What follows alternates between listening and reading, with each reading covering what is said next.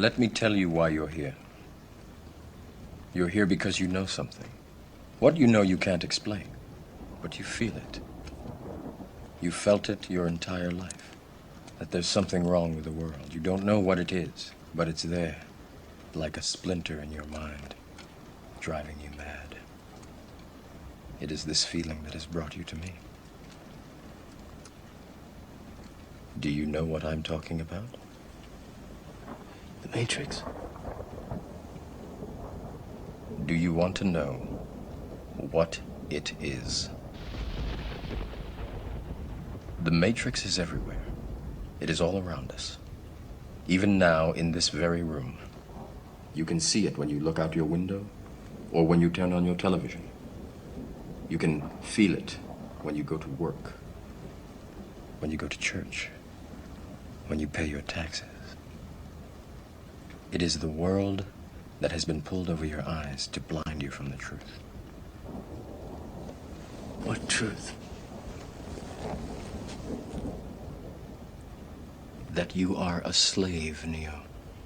Like everyone else, you were born into bondage, born into a prison that you cannot smell or taste or touch. A prison for your mind.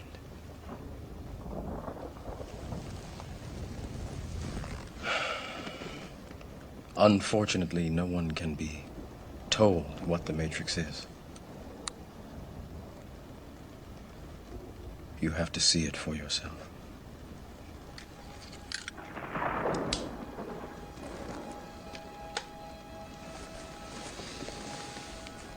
This is your last chance. After this, there is no turning back. You take the blue pill, the story ends. You wake up in your bed and believe whatever you want to believe. You take the red pill, you stay in Wonderland, and I show you how deep the rabbit hole goes.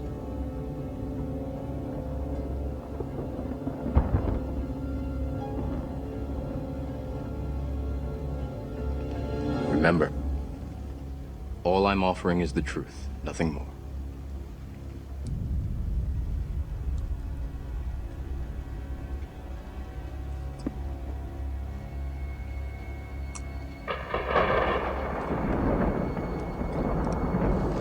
Follow me.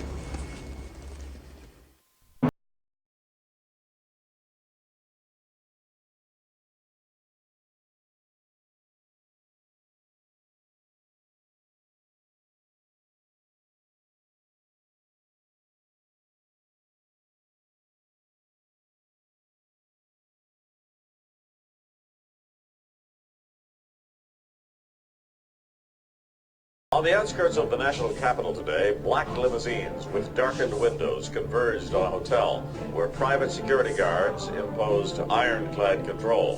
The limos carried royalty, political power brokers, and industrial titans to a secret meeting that will last all weekend. It's known as the Bilderberg Group. Could their objective be world domination?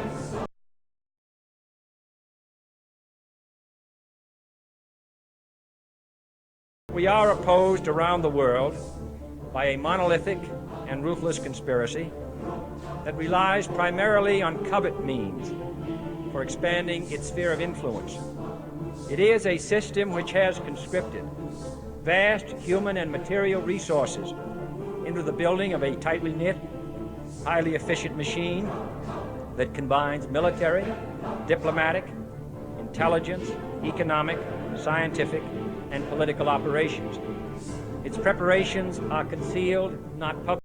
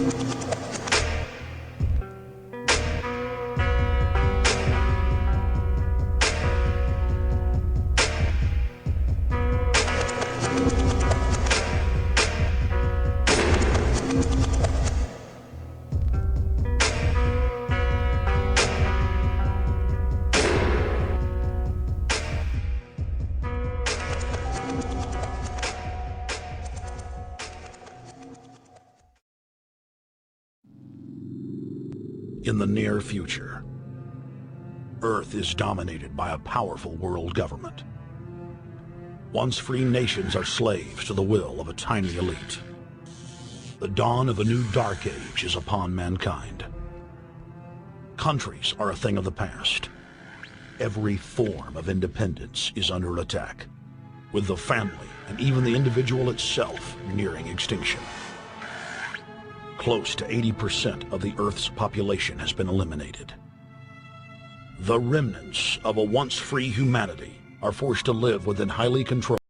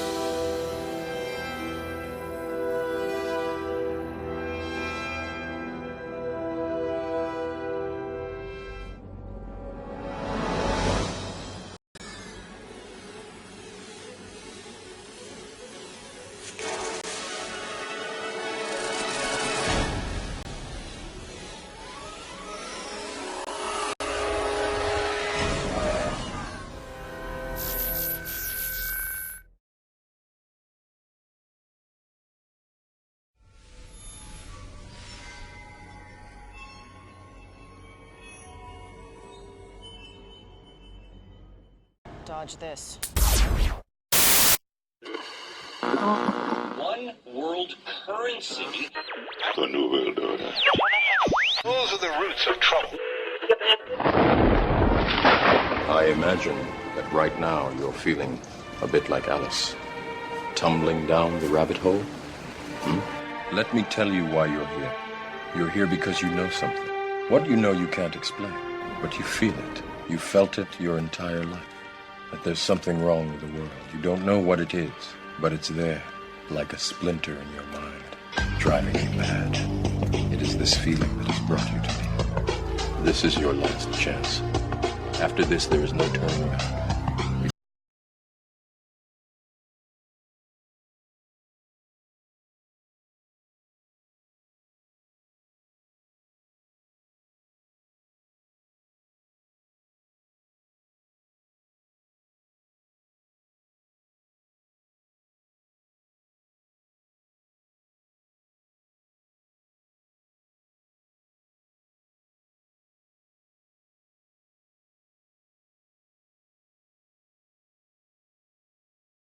Conversion instead of elections, on intimidation instead of free choice, on guerrillas by night instead of armies by day. It is a system which has conscripted vast human and material resources into the building of a tightly knit, highly efficient machine that combines military, diplomatic, intelligence, economic, scientific, and political operations. Its preparations are concealed, not published. Its mistakes are buried, not headlined. Its dissenters are silenced, not praised. No expenditure is questioned, no rumor is printed, no secret is revealed. But I am asking your help in the tremendous task of informing and alerting the American people. And now, welcome to another episode of Down the Rabbit Hole. Here's your host from FederalJack.com. It's Popeye. Ladies and gentlemen, welcome to another live edition of DTRH. It is April 13th, 2016. I've been off for about 3 weeks. I had to take some time off. I had to work on the CASA. The house needed some major work done to it. It takes some time, actually, to get all this stuff done. I can't go on air and speak to you people and tell you to do things and then not do it myself. That would be kind of extremely hypocritical. So, that being said, I have a tendency to get right into things in the homestead arena, and that's what I've been doing. I've been actually working on the CASA. If you heard me on Friday, I actually brought this up, that I have been actually installing a filter system in my house for my water. Again, I go on air and I tell everybody not to drink the fluoridated water, and then, I can't go on air and do that and then not be filtering my stuff myself. And then I've been drinking RO water that I actually had to go out and purchase in bottles for years. Now I don't have to worry about that stuff anymore because I can filter my stuff right here at my house. It's actually very relieving, anxiety level-wise, to not have to worry about all of that.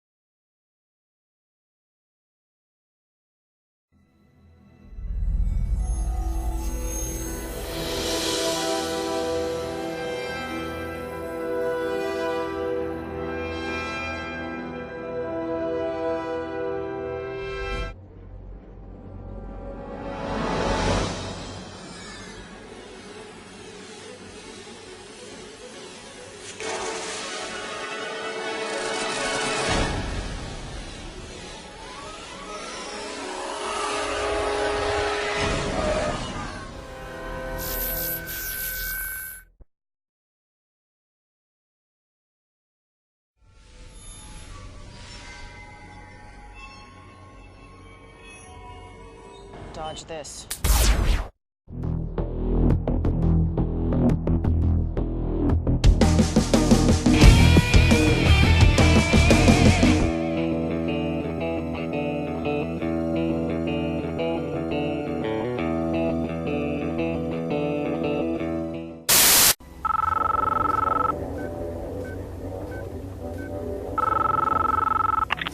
I know you're out there.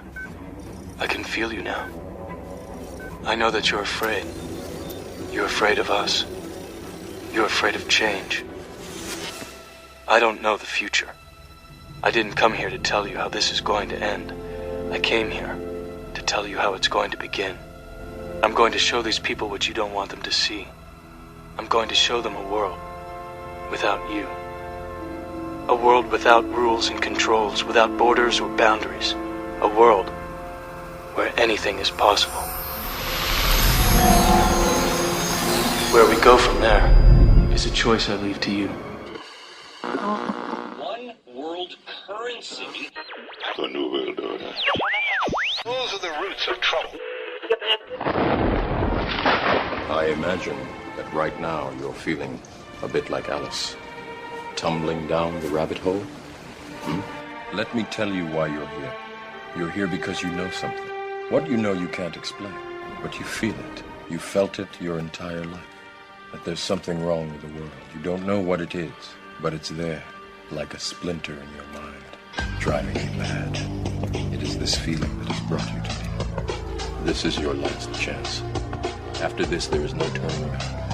You take the blue pill, the story ends. You wake up in your bed and believe whatever you want to believe. You take the red pill, you stay in Wonderland, and I show you how deep the rabbit hole goes. All I'm offering is the truth, nothing more. For we are opposed around the world by a monolithic and ruthless conspiracy that relies primarily on covert means for expanding its sphere of influence, on infiltration instead of invasion, on subversion instead of elections, on intimidation instead of free choice, on guerrillas by night instead of armies by day.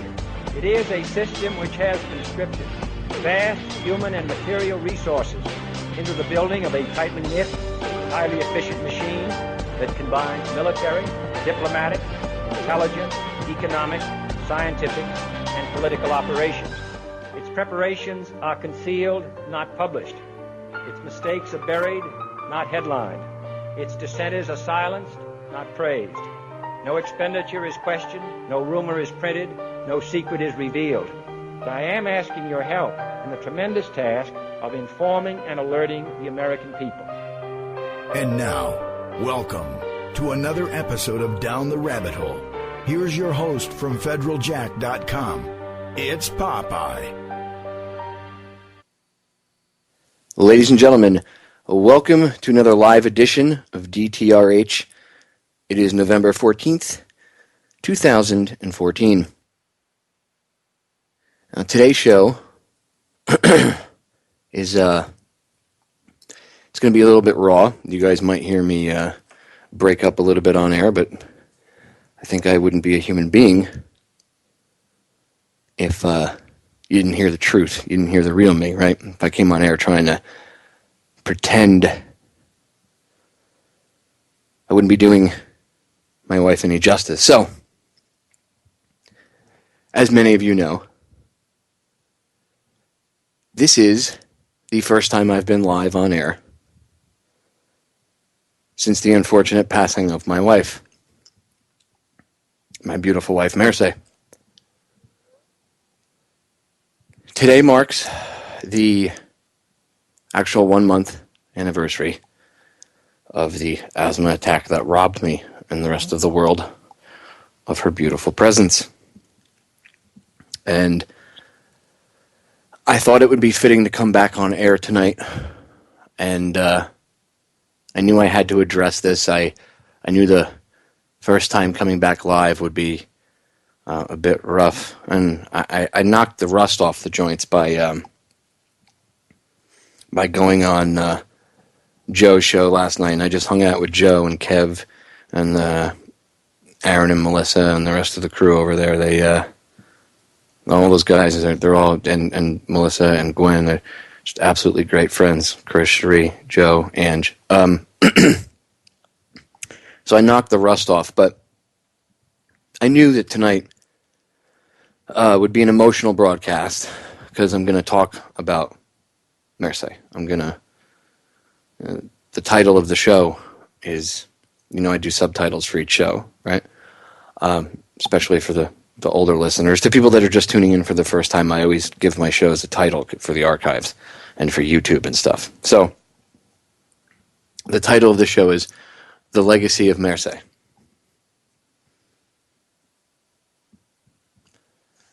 Marseille was a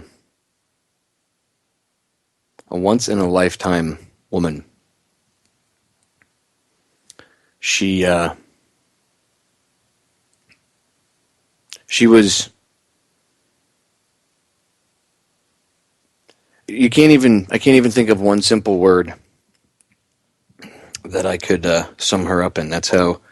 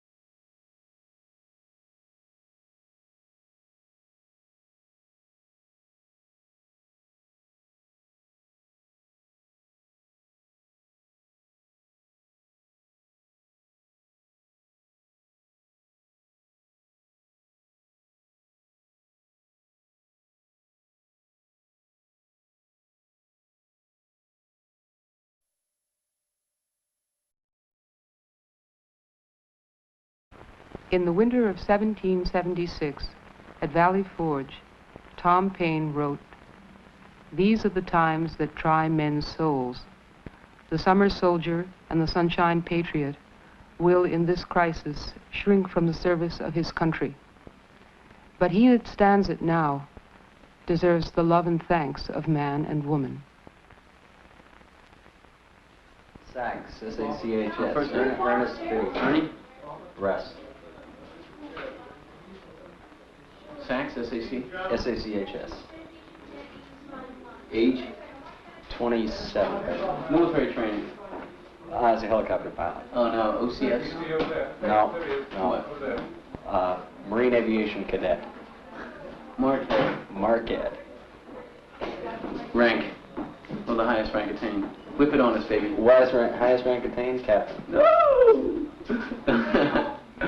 Let's see, duty period now. August 66, September 67. Have you ever witnessed any of the following? One, prisoner shot. I don't know whether I have or not, offhand. This one might be apropos. Prisoners thrown from helicopters. Yeah, I've seen that.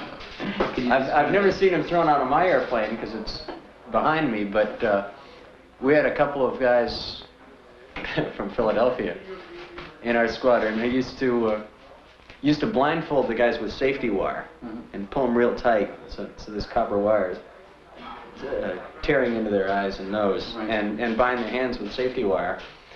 And used to have contests seeing how far they could throw the bound bodies out of the airplane. And, you know, throw one as far as you can and see if you can get the other one farther. If you could approximate how many instances have you come across this? Of that, in the two-digit numbers, say. Somewhere between 15 and 50, probably.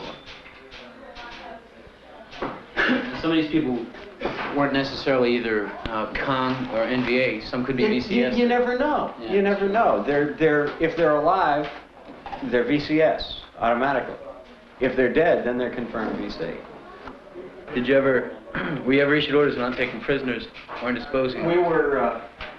We were told, do not count prisoners when you're loading them on board the aircraft. Count them when you unload them. Which the naive young brown bar says, well, why? What difference does it make? And the wizened old first lieutenant says, because the numbers may not jive. And sure enough, you don't count them when they're getting on, because there was a little bit of a feeling here. The guy who told me this was a captain. And he said, don't ever count them when they go aboard, because presumably you'd have to say something if one of them got thrown out. Give your name, what unit you were in, and when you were in, and you know, just tell a little bit of what you saw to make it more clear, you know, exactly what happened. Sergeant Camille, I know you. You're an FO. Right. You were there. You were in Alpha Battery 111. Right. I know this guy, man. Oh, I'll be glad. Singer, remember Singer? I thought I recognized you. I was sitting over there trying to figure out who the hell you were, look like man. this then. My hair was a little bit shorter. Yeah. Last time I saw you was last year down in Lejeune. You were still down there. I got out in '69. We have that down on the... What's this photograph? About a year and a half ago, I guess, yeah. That's the village being burned. The people were in the village. They, you know, like they wanted time to get their goods out and shit. But we just burned down the village, and they had to leave their goods there or get burned. You might be able to come up with that. I was trying to find somebody that knew something about a bill wiped out in Quang Tri. Right, I was there. You got that? Because we went into the area, and it was to set the example to show that we weren't fucking around. So the first thing we do was burn down the village and kill everybody, just to let them know that we weren't. And everybody was talking about it when I got there. You know? Yeah. This is going to. I forgot about it. I didn't even remember that. Fit right in together. Because he's got the same company I FO'd for first, and I'll pick it up right from there. Okay, whenever they're questioning me, they'll have to get me to elaborate on that, because I don't even know. I forgot all about that one. How could you forget that? I remembered it, and I wasn't even in on it. That was one of the last ones we did, because then I went home after that. They did the same thing after I left that we were doing before I left. Same shit.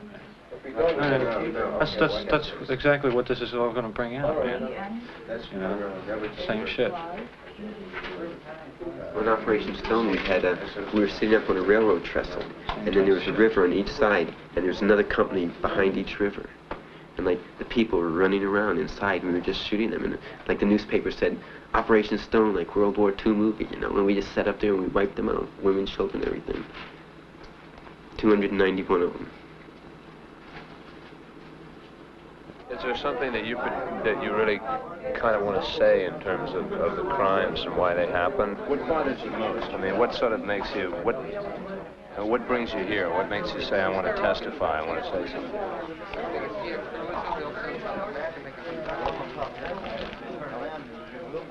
I'd almost need a book to answer that, man. It's like just so many things bothered me about just that short period that I was over there. And the whole 2 years I was in the Army. I didn't like being an animal, and I didn't like seeing everybody else turn into animals either. And I just sort of hope that in a way I can sort of relate what I saw over there to what's happening here, because no matter how much we as veterans can relate to the press or to the public, until you've grasped it, man, you're not going to end that war, because it's too distant. The man on the street's too busy making a buck here, and he's too worried about getting antifreeze for his car. I'm just getting to a point that it's sort of making me quiet, you know? Sort of making it like I don't know what to say anymore. They've all heard it, and they all know what's happening, but it's like nothing's happening. You're supposed to feel sorry for American wounded, but you weren't supposed to feel sorry for the enemy wounded or dead. And I just felt sorry for the whole thing, but I guess that doesn't mean anything, just feeling sorry about it. I think what I'd really like to testify about is that it's just hurt a whole generation of Americans and Vietnamese, and that's the biggest atrocity. The media wants to capitalize, I think, on all these veterans getting together and testifying on all these atrocities. You know, we want to get into the atrocities, but we also want to get into, you know, what are we doing over there in the first place? You know, how do these atrocities get to be committed? You know, they just don't happen. There's the whole thing of how they tell you, you know, that the people over there aren't really people. It's not, one guy just hasn't been doing it. You know, it's been this pretty much established policy. If one dude got up and rapped all the shit, they'd hang him. But they can't deny the testimony of all these dudes in the room. The first day I got to Vietnam, I landed in Da Nang Air Base, got off the plane, and hitchhiked on Highway 1 to my new unit, to my unit. I was picked up by a truckload of grunt Marines with 2 company-grade officers, first lieutenants. We were about 5 miles down the road where there were some Vietnamese children at the gateway of the village, and they gave the old finger gesture at us. It was understandable that they picked us up from the GIs there. They stopped the truck. They didn't stop the truck. They slowed down a little bit, and it was just like response. The guys got up, including the lieutenants, and just blew all the kids away. There was about 5 or 6 kids blown away there, and then the truck just moved, continued down the hill. That was my first day in Vietnam. In Quang Tri City, I had a friend who was he was working with USAID, and one time he asked me would I like to accompany him to watch. He was an advisor with an ARVN group, and he asked me if I would like to accompany him into a village that I was familiar with to see how they act. So I went with them, and they didn't find any enemy, but they found a woman with bandages. So she was questioned she was questioned by 6 ARVNs, and the way they questioned her was since she had bandages, they shot her. She was hit about 20 times. So after she was questioned, of course dead, this guy come over who was, and knowing him, he was a former major. He was in the service for 20 years, and he got hungry again and came back over working with USAID, AIDS International Development. And he went over there and ripped her clothes off and took a knife and cut from her vagina all the way up, well, just about up to her breast, and pulled her organs out, completely out of her cavity, and threw them out. And then he stopped and knelt over and commenced to peel every bit of skin off her body and left her there as a sign for something or other. In one village, we wounded women and kids going into the village, and when we got in there, this was in Tuy Hoa also, when we got in the village, me and another guy, we were treating 2 unconscious babies, not babies, but like 5, 6-year-old kids, and a woman lying in a hammock. And I told the lieutenant, these people have to be evacuated, because if they're not evacuated, this lady had shrapnel on her, and the kids had shrapnel on them, and they were unconscious. I said, if they're not evacuated, they're going to die. He said, well, forget it, Doc. We don't have time to stay here and wait. And we went up on the hill, right above this same village, and we fired down on this village the next day while people were trying to bury their dead. We fired down on the village at the people while they were doing their burial ceremony, and they killed another VC, well, not VC, but another person in the village. Also, we went down that same day to get some water, and there were 2 little boys playing on a dike, and one sergeant just took his M16 and shot one boy up the dike. The other boy tried to run. When he was almost out of sight, this other guy, Spec 4, he shot this other little boy up the dike. And the little boy was like lying on the ground kicking, so he shot him again to make sure he's dead. Then we went into the village, and this Papa son there, I don't know if he was a village chief or who he was, but he came up to us, and he was telling us that he was making motions. A bird, was flying over, and the bird took a shit, and the thing went boom, boom. And he was saying this is how like a lot of people in the village got hurt. I think every person that was in Vietnam was in the infantry used CS, which is a gas, chemicals, Willie Peter, that's white phosphorus, and we use these sometimes to clear bunkers, and other times to destroy a hooch before we'd go into a village or something. If we thought it might be VC infested or something like this, we'd send in Willie Peter mortars, 60 millimeters, and this would burn up the hooches that explode, throwing white phosphorus on different hooches in the village, start the hooches burning, and also kill people. It's probably one of the worst sights I've ever seen is a person that's been burned by Willie Peter, because it doesn't stop. It just burns all completely through your body. The only way you can end this burning is to cut off the air. It's very difficult. If I could get back to the Vietnamese woman I saw that was mutilated so horribly, it didn't really shock me because I think I talked about my first day in Vietnam. You can check with the Marines who've been to Vietnam. Your last day in the States, the staging battalion at Camp Pendleton, you have a little lesson, and it's called the rabbit lesson, where the staff NCO comes out and he has a rabbit, and he's talking to you about escape and evasion and survival in the jungle. And he has this rabbit, and then in a couple of seconds, everyone just about falls in love with it. Not falls in love with it, but, they're humane there. He cracks it in the neck, skins it, disembowels it, just like I testified that this happened to a woman. He does this to a rabbit, and then they throw the guts out in the audience. And you can get anything out of that you want, but that's your last lesson you catch in the United States before you leave for Vietnam. You have some testimony here on the burning of villages, cutting off of ears, cutting off of heads, calling artillery on villages for games, women raped, napalm on villages. Could you go into just a few of these to let the people know how you treat the Vietnamese civilians?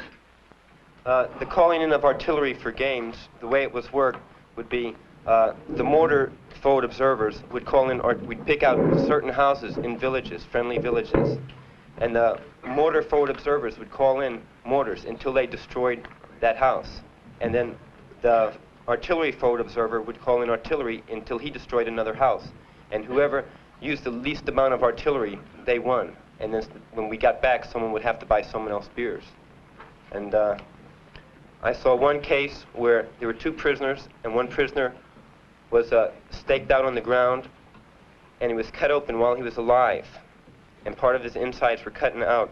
And they told the other prisoner if he didn't tell them what they wanted to know, that they would kill him. And I don't know what he said because he spoke in Vietnamese, but then they killed him after that anyway. All right, were these primarily civilians, or do you believe that they were, or do you know that they were actual the way that we NVA? distinguish between civilians and VC, VC had weapons and civilians didn't, and anybody that was dead was considered a VC. If you killed someone, they said, how do you know he's a VC? The general reply would be, he's dead, and that was sufficient. The cutting off of heads on Operation Stone, there was a lieutenant colonel there, and two people had their heads cut off and put on stakes and stuck in the middle of the field. And we were notified that there were press covering the operation and that we couldn't do that anymore. The general attitude of the officers was, I was a lieutenant at the time, well, there's somebody senior to me here, and I guess if this wasn't SOP, he'd be doing something to stop it. And since nobody senior ever did anything to stop it, the policy was promulgated, and everybody assumed that this was what was right. We'd never had any instruction in the Geneva Convention. When we were given our Geneva Convention cards, the lecture consisted of, if you're taken prisoner, all you got to do is give them your name, rank, serial number, and date of birth. Here's your Geneva Convention cards. Go get them, Marines. We were never told anything about the way to treat prisoners if we were the capturers rather than the captee. I saw one case where a woman was shot by a sniper, one of our snipers. And when we got up to her, she was asking for water. And the lieutenant said to kill her. So they ripped off her clothes, they stabbed her in both breasts, they spread her eagle and shoved an E-tool up her vagina in a trenching tool, and she was still asking for water. And then they took that out and they used a tree limb, and then she was shot. Did the men in the in your outfit, or did they seem to think that it was all right to do anything to the Vietnamese? It wasn't like they were humans. Like we were, we were conditioned to believe that, this was for the good of the nation, the good of our country, and anything we did was okay. And like when you shot someone, you didn't think you were shooting a human. They were a gook or a commie, and it was okay. The Vietnamese were gooks. They were all. We didn't just call the VC or the NVA gooks. All Vietnamese were gooks, and they were slant eyes, zips. They were Orientals, and they were inferior to us. So we were Americans. We were the civilized people, and we didn't give a shit about those people. At the time, did you have any question in your mind that anything wrong was going on? Well, something like this was just too bad, I mean, it was all wrong, It's just that I didn't start really thinking about these things until I came home, because I had to get my head together to start, almost to get up the guts to start talking about this thing, because I've been holding it in for a long time. I'll throw this question out to anybody. I have heard soldiers testify to personal atrocities that they committed, and yet the fact that they're here means that they're concerned. So what happens to a man over in Vietnam? Well, it's our general conditioning, even before we get in the service. America's always right, the government's right, you don't question them, we're the best, God's on our side. And things like what happened at Hiroshima and Nagasaki showed it's okay to kill civilians if it's for the best interest of the nation. And when I went there, I went twice, and I believed that it was in the best interest of the nation. And I was sufficiently brainwashed where I did go back the second time, because I really believed it was right. You didn't feel that morally you shouldn't carry out some of these orders? I felt whatever was in the best interest of my country was what was best, and that's how I was raised to believe. When people see on their television screen films of those who have testified during the Winter Soldier investigation, they're going to see a lot of people with long hair, a lot of people with beards. Don't you think this is going to turn them off and they're going to disregard a lot of what you say? You're an intelligent fellow, I believe you. It's possible. For 6 years, my hair never got longer than 1/4 of an inch, and I always swore I'd keep it that short, but I like it long now. It feels nice. When I was in the Marine Corps, and when I first got out of the Marine Corps, I didn't want to talk to anybody who didn't think that Agnew sitteth at the right hand of God. If I was walking down the center of Cambridge, where I live, and some long-haired kid was walking toward me, and he wouldn't get out of the way, I'd knock his ass right into the gutter. And one day, I did that, and a kid said to me, "That makes it sort of hard for us to get to know each other." And I thought that was a joke, and I kept on walking. And I was lying in bed, talking with my wife, and she said, "He's really right." Which was, a simple thing, and that might have gone right over me and never affected me whatsoever. But my wife has a fantastic way of helping me and teaching me how to enjoy life.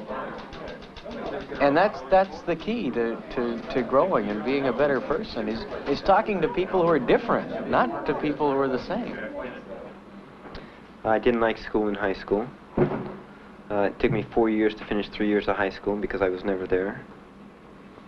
And when I was young, in high school, the big thing to do was every weekend we'd get drunk and we'd go rumble the Cubans at the dance. And we lived in Miami, and that was the thing, And I had 7 counts of assault and battery, and a 3-year sentence to Rayford, which was suspended. And I had to go in the service, and I went in the Marines for 4 years. What do you mean you had to go in the service? Well, it was just I was on probation, and then I got in another fight. So they were gonna, just pull the rug out from under me. And my lawyer told the judge that it would be better if I went in the service, and they'd fix me up. If I went in jail, I'd be bad to society when I came out.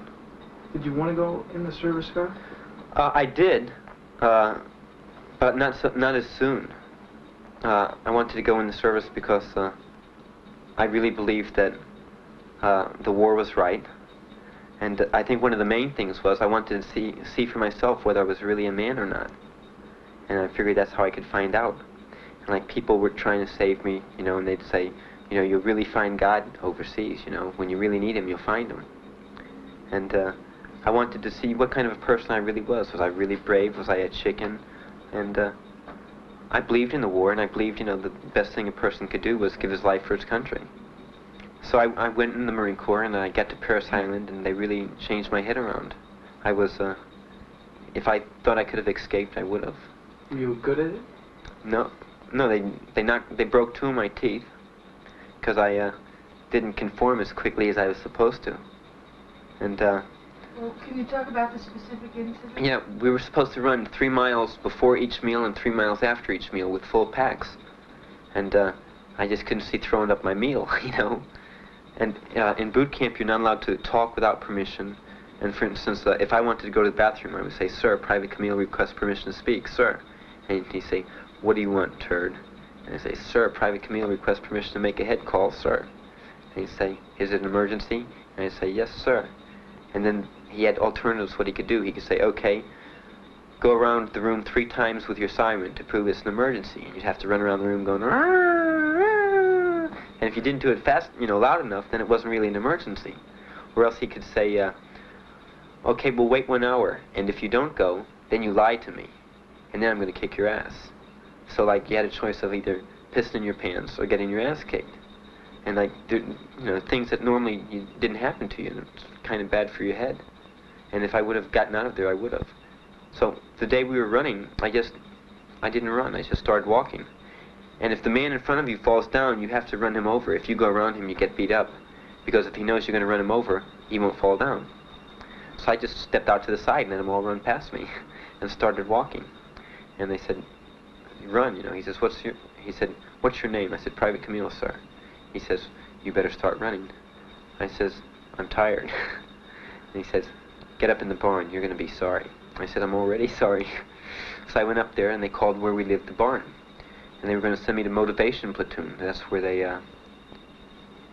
that makes boot camp seem like Sunday school.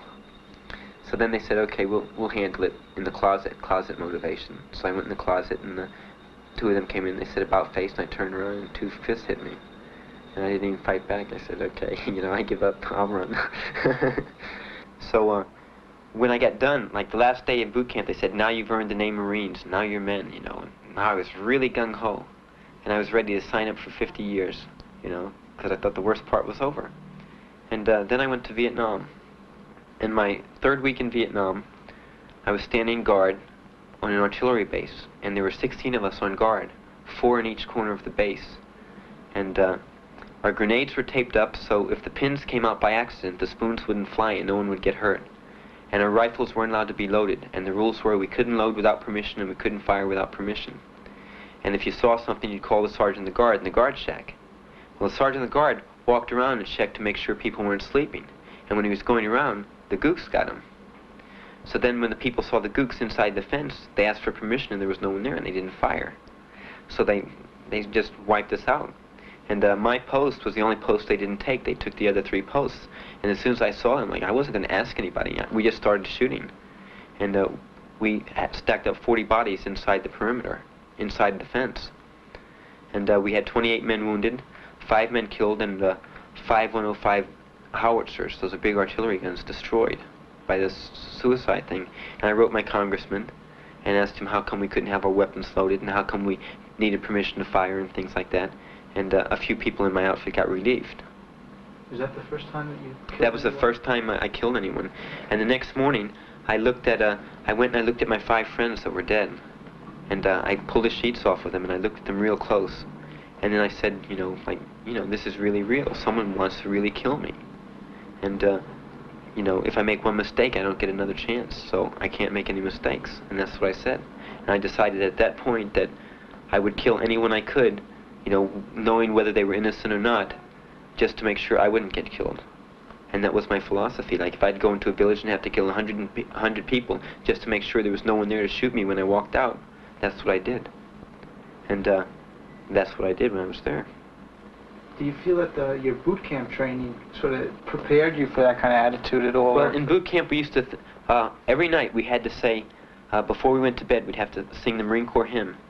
And it was laying at attention in bed, we'd sing the Marine Corps hymn, and then we'd say, another day in the Corps, sir, for every day's a holiday, and every meal's a feast. Pray for war. Pray for war. God bless the Marine Corps. God bless my drill instructors. Pray for war. And every night we had to say that. And when we'd run and we'd sing songs, we'd sing, like they say, kill, kill, kill.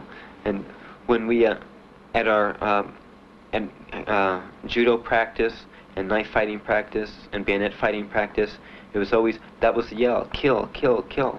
And, you know, boy, you're going to get to go over there and kill some gooks, you know. And it was something that we were looking forward to, you know, to put our training to use. And serve our nation's best interest. Well, we thought it was our nation's best interest. Due to the fact that one of the men has to leave very shortly, Nathan Hale, I'd like to let him testify to the interrogation procedures at this time. I arrived at the base camp of the 1st Cav, which is Hill 29. When I arrived there, my S2, my captain, told me that my job was to elicit information. This meant that I could elicit information in any means possible. He told me that I can use any technique I can think of, and the idea is don't get caught. And what he meant was I could beat these people, I could cut them, I could probably shoot them. I never shot anyone, but I could use any means possible to get information. Just don't beat them in the presence of a non-unit member or person. That's someone like a visiting officer or perhaps the Red Cross. And I personally used clubs, rifle butts, pistols, knives, and this was always done at Hill 29. The important point here is that everything I did was always monitored. An interrogator is always monitored.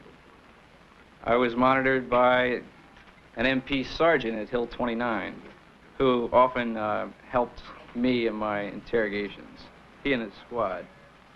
This is a group of detainees being brought in. Okay, there's an interrogation going on right here. It's a big production. These are all the Marines sitting around giving the various cheers. This man here is a warrant officer. This just shows, you know, a typical Vietnamese who's bound. These are National Field Police. This man came over and put a tin spoon, it's a Vietnamese spoon, and he put it in my fire, and he's burning the skin off of the back of the man's neck. And finally, the man, in fear of his life, admitted that at one time he had given tax to the VC, but you can't prove that. I heard earlier today that they used CS. Well, the Marines used a lot of CS. This particular man wouldn't come out of the hole, and they threw 2 CS grenades in. I personally escorted this man back to division, and he died. So if gas doesn't kill, I don't know what killed him. Murphy, let me ask you a question. How did you encourage information from the from your detainees or from the prisoners that you captured in the field? Well, first of all, we would ask them. And if we didn't get the information, or if they said they didn't know anything, we figured they were lying, well, we'd go to torture. And by torture, I mean first time I ever saw it used, the first time was on Operation Junction City 1. We were over by the Cambodian border in War Zone C. We had just walked into a ambush, and out of this ambush we had about approximately 15 casualties. Out of that, we had about 5 killed out of those 15. We picked up 5 or 6 prisoners, and while flying them back, going to our fire support base, we had a lieutenant that had been in country about 5 days. And he said that he was going to conduct the interrogation. So we were explaining to him that we had qualified people in the rear to do this, but he told us to shut up. He was a lieutenant. So boom, that ended that. So he asked 2 or 3 questions, and all of them kept saying, no Beck, moolah or something. Explain what that means to the... I don't know. I'm not going to tell you I don't know. I believe it's I don't know. Then he ordered for the door to be open, the middle door. And just without another word, he just pushed one out. And then he started asking, he said, are you going to tell me now? And he started, put his gun on it. So all this time we're looking at it. And we're kind of mad, too, because we had been out there and some of our friends had been killed or wounded. At the time, it really didn't mean anything to us. He pushed out another one. And now the third one he came to, he started saying something in Vietnamese and pointing to the one of them on the end. And as we found out after searching this fellow, that he was a lieutenant in the North Vietnamese Army. And on the way in after this, he said if anything was said about this, he would make it harder on us. Okay, so he wrote himself up for a medal by detaining, getting information from prisoners and saving us from walking into another ambush, evidently. But he received a Bronze Star with a V device in it for valor. The V stood for valor. We started going on little missions, search and destroy missions, in Old Land Cave. And we ran into a few NVA that came to us, what was the word, Chu Hoi. Chu Hoi. And right on the spot we're taking the prisoners, a lieutenant came up and said it's a 3-day pass for any body. If you can prove that you've killed an NVA, you have a 3-day pass to Vang Tao. That's the in-country R&R Center. And right there at that point, I actually, with my eyes, I saw a first sergeant and a lieutenant actually fight over who the prisoners were killed. They were taken and killed right there on the spot. But who killed them was, they just started to fight right there. And it's been quite a few incidents like that that I can recall, but everybody up here, we said just about the same thing. But I have helped in torturing prisoners. And at one time, we thought it was showing courage or bravery or whatever you want to call it. We wore ears. We did. We'd take them and catch them while they were alive, take an ear, because, see, the Vietnamese people believe if they die without all of their body, that they won't go to Buddha heaven. And we would do this to 2 or 3 of them to get information from the rest of them. Thank you. The first slide you're going to see shows a prisoner of war. And the way that they try to get him to talk is by making him stand in front of a pile of Viet Cong bodies that we had picked up. It's the same POW was forced to sit for probably from 6 to 8 hours by this pile of bodies in the hot sun. It's a shot of 5 or 6 GIs going through the bodies looking for souvenirs. In this picture, there's a lieutenant and a captain overlooking what's going on.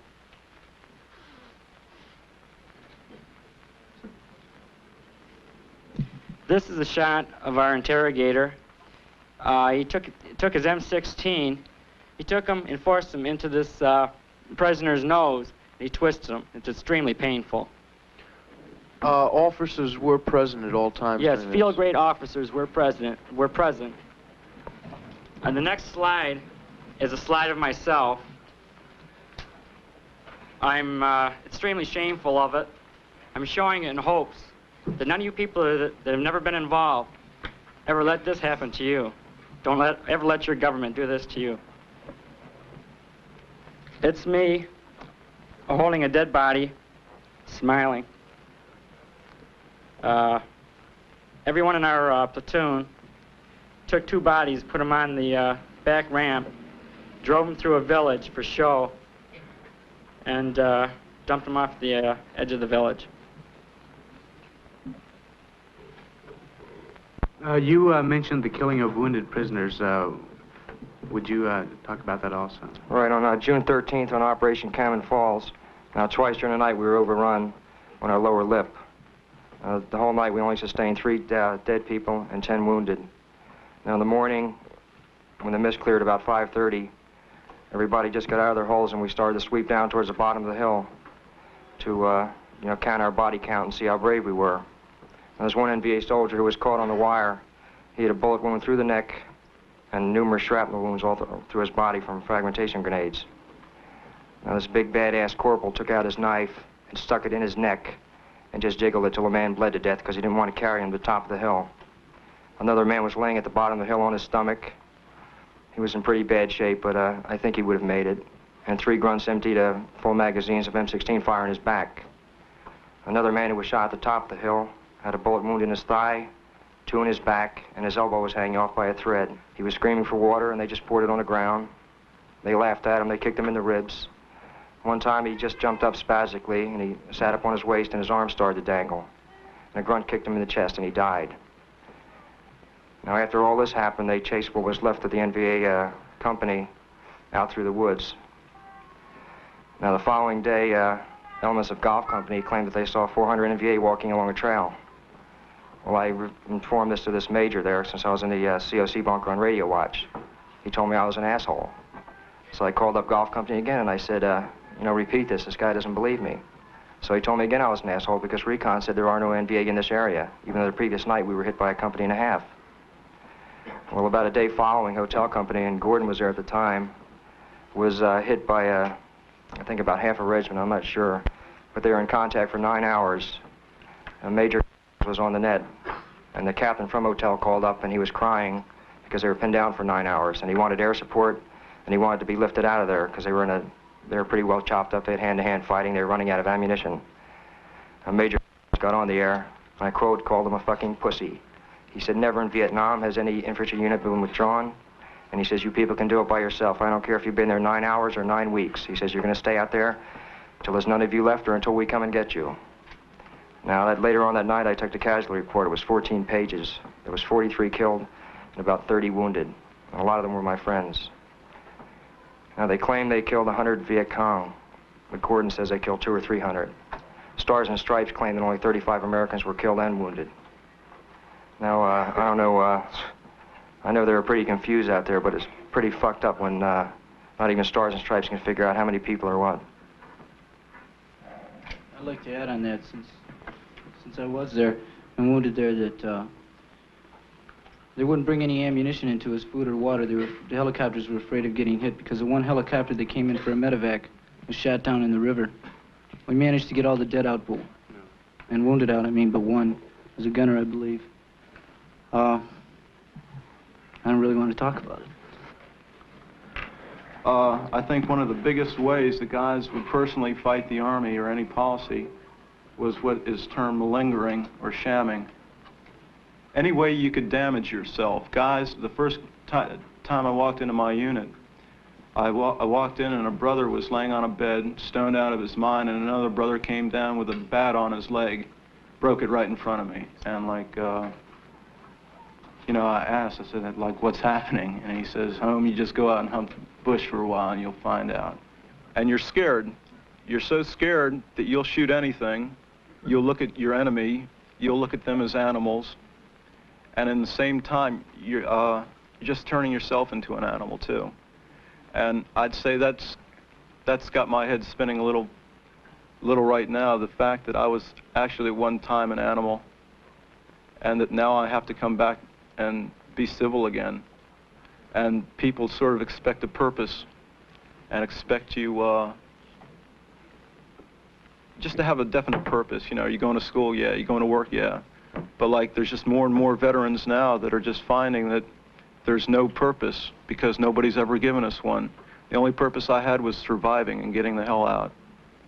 And that's about all I can say unless anybody wants to ask anything.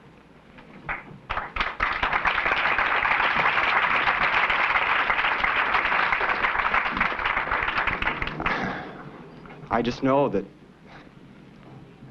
we learned somewhere along the line that a dink was less than a person. And these things go on, they really happen. I don't know how to, I can't talk, I can't tell you people incidences or whatever you want to hear. I'm just here because it goes on and somebody's got to do something. here I am, you know.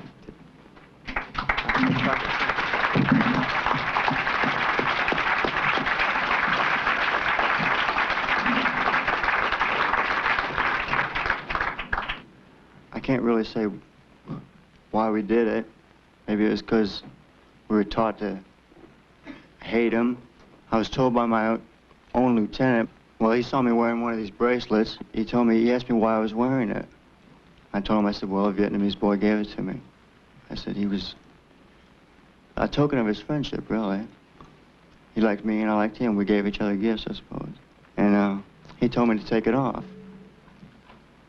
And of course I didn't agree. I didn't want to take it off. I didn't feel I should. But he told me these are the same people. He says, why do you accept gifts from the same people that go out and put mines in the roads and blow up your buddies? And he told me if I didn't take it off, he'd go to more, maybe drastic measures. I don't know. He just dismissed me. But I don't know. I don't want to give any blood stories or nothing. I just can't do it. I just want you to know that the people over there aren't really being treated as human beings. They're being treated as slaves, let's say.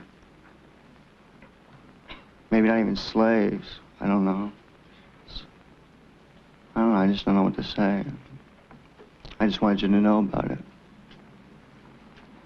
I'd sort of like to just add one more thing about it. Yeah, Steve, go ahead.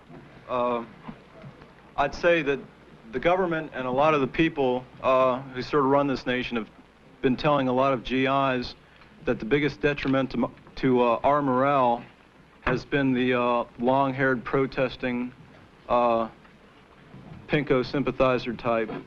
But I think the biggest lift for my morale came when I was in the I was lying in Okinawa in the hospital there, and a girl wrote me about a place called Woodstock where 500,000 people had come together, and it was so beautiful.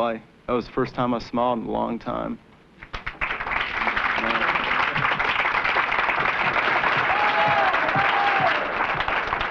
I was put as platoon leader of my platoon simply because, you know, this dude had bugged me and I'd whipped his behind, you know, and they liked that aggressiveness. I had, all right, you gonna be a platoon leader? Yes, sir. You sure you're gonna be? Yes, sir. Get out there. Yes, sir. You know, this is the whole thing. You know, this thing is a crack. You know, so you know, I'm platoon leader for a little while, and this dude, he messes up the whole platoon. He sneaks in the bathroom and he's smoking. So you know, me and a couple of other dudes, our minds are sacked now. You know. Bam! We whooped the living daylights out of them. Acres coming, yes, sir. What you be doing? No, sir. Yes, you did. I saw you do it, Dad. And I'm saying the whole thing, you know. And the next thing I know it, you know, I'm not a platoon leader anymore. I'm back in the ranks again, you know. Then I'm put on the shit list, you know. A week later, you know, you're in trouble, acre knee deep. You know, what am I supposed to do? This thing, you know. They were very good at it. You know, they had your minds. You couldn't win. I remember they had us out for Foot Locker. We were doing manual violence with Foot Lockers. You know, and this guy next to me, Prince, you know, drops it on his foot. And I thought it was very funny. It was amusing. You know, we were so tired. Everything's amusing. You know. I sit there. He drops it. I sit there. Now it says, 1027, sir. 1027, sir. We got a pussy? Yes, sir. Who's it? Private Hatton. Get up here, sweet pea. So I get up there and he says, you like to laugh? No, sir. Yes, you do. You like to laugh. I said, no, sir. Laugh for me. I said, He goes, open that big fucking mouth and laugh for me. So I did. And he started taking handfuls of sand every time I opened my mouth to laugh, you know, and shove it down my throat. I said, laugh. You know, freaks were good like that, or licking off the toe of the shoe. I come running out of the hooch one day for formation and says, get the herd in the road, you know, so. You know, everybody starts skying up to get on the road, and I come walking out the door, and I stepped on a spit-shine shoe. And, like, the freak just grabs me around by a stack and swivel, you know, and pulls me up, and he says, you better take care of that. Sir! I said, request permission to go in and get my shoe-shine gear. He says, the only shoe-shine gear you need, boy, is your tongue. You know, so he had me get down there and lick off the dust off his toe where I'd scuffed his stupid thing, you know. And, like, they do that all the time to break you. I'll tell you a trick they pull. They'll take a company and they'll pull them back into battalion. They'll keep them there for darn near a month with no contact whatsoever with enemy troops. All right. Then all of a sudden, hey, we found a Viet Cong regiment. We're getting ready to move out tomorrow morning. Stand by. Keys your mind. All of a sudden, you're getting a chance to get a piece of some action because you're tired of sitting around in mud holes, you know, doing nothing. I have yet to have been on an operation where I haven't gone through a village. I have yet. And I have yet to have gone on an operation where when I've gone through that village was still standing. So consequently, you know, you're ready, you know, and you're keyed up. You're tired of sitting down. They ship you, drop your helicopter. You're receiving a few small arms fire. They call it heavy, you know. Wow, you're receiving, you know, heavy fire. But you receive, you know, you might hear a carbine fire from a half a mile. You know, wow, you know. And everybody yelling, open fire, hey, what? At what? And I don't see ASO, and I'm, you know, supposed to be charged to shoot. You know, it's just like I was playing war games back in Hawaii and stuff, really. You know, with blanks in my gun and stuff. They're like overgrown kids. When you go to Vietnam, you're prepared to play the Marine Corps role. You're assuming the role as a professional Marine, a killer, whatever, and you're going to play that out exactly the way it's been defined to you. Things like this here work on the mind, and if they can deteriorate portions of the mind for any period of time, see, then they could just about gear you into doing anything they want. In fact, I was so weird after Vietnam, I carried a pistol around my back pocket, you know, for no apparent reason to myself for 6 months, until one day I pulled it on somebody at school. I had torn up something, and a janitor come up to tell me, hey man, you can't do that. And I reached out and pulled the pistol on him. And then it occurred to me, man, you know, there's something wrong with me. And it took me like a week and a half to realize, remember the incident where we stoned the kid. I never thought that my mind would hide anything from me.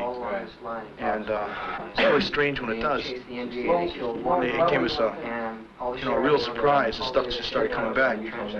Once you come back from the Nam, your awareness of not only the Vietnam War, but of the government is fantastic. And, you know, so, whoa, hey, wow, you mean this is what I've been asleep under all this time? You know, Jesus Christ, somebody hit me with a baseball bat. You know, I've been asleep. You know, what's going on? So, you know, it's no wonder they come back and say, you ain't got nothing to show me. I swear it's really a totally unreal situation after a few months. I think that, you know, what should be brought out is the horror of the everyday, the commonplace, what went on there. My duty was to go out and serve as a perimeter guard on the Dong Ha ramp. And this was an LCU ramp on the Qua Viet River where Navy ships came up and they'd offload supplies. And we took our truck with, outside the combat base every night at 5:30 to set up at the ramp for our night's duty.